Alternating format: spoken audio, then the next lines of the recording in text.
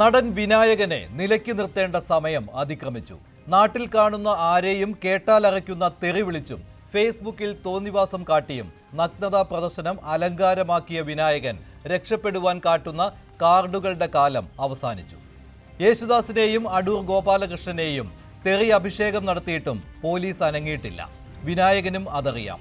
എന്ത് കാട്ടിയാലും തനിക്ക് രക്ഷാകവചം നീട്ടാൻ ഇടത് സൈബർ ലോകവും സഹയാത്രികരും ഭരണവുമുണ്ടെന്ന്. അവിടെയും ദളിതനായതുകൊണ്ട് വേട്ടയാടുന്നു എന്ന പ്രതിരോധവും. ന്യൂസ് 18-ലെ അപർണ കുറുപ്പ് ചെയ്ത വീഡിയോയാണ് ഇന്ന് വിനായകന് കൊണ്ടത്. ഇവൾക്കും ഇവളെ കൊണ്ട് ഇത് പറയിപ്പിക്കുന്ന ഇവളുടെ മേലധികാരികൾക്കും നാളെ 12 മണിക്ക് മുൻപ് ഉത്തരമുണ്ടാകുമെന്ന് പറഞ്ഞ് വിനായകൻ ആരെയാണ് പേടിപ്പിക്കുന്നത്?